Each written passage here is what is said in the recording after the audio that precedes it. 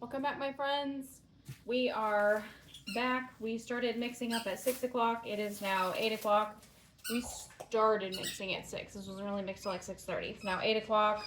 Our two loaves have completely gone together. I ate dinner.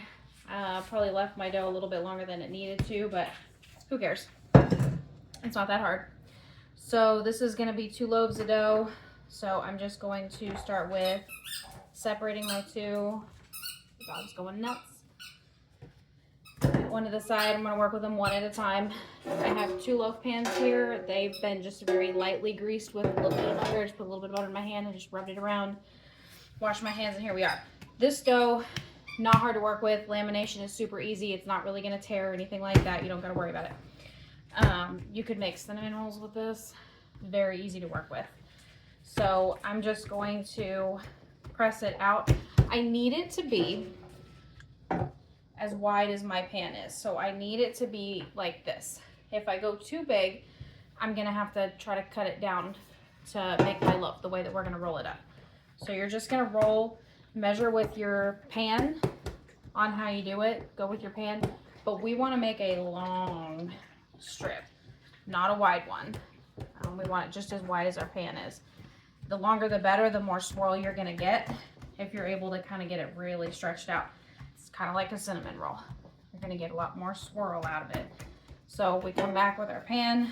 We're lining up pretty decently. It's gonna shrink a little bit while we roll it up. So I'm not too worried about being a little bit wider, but we're gonna start with this. I'm not gonna measure anything. I have a bag of sugar here. I'm going to pour out sugar and cinnamon. No clumps. I don't know how much I'm using. Use as much as what feels right for you. You don't want a sweet of a loaf, then don't make a sweet of a loaf. I'm making loaves for friends, and I like a nice sweet loaf. One thing I would say is leave maybe an inch on the top, which you can't see, so that you can seal it up and not have sugar bursting all out of your dough. I have sugar.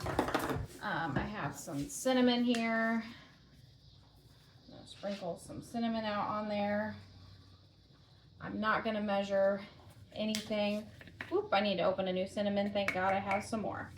Not gonna measure anything. I'm mixing right directly on my dough. I'm not really all that worried about it. It's not that hard.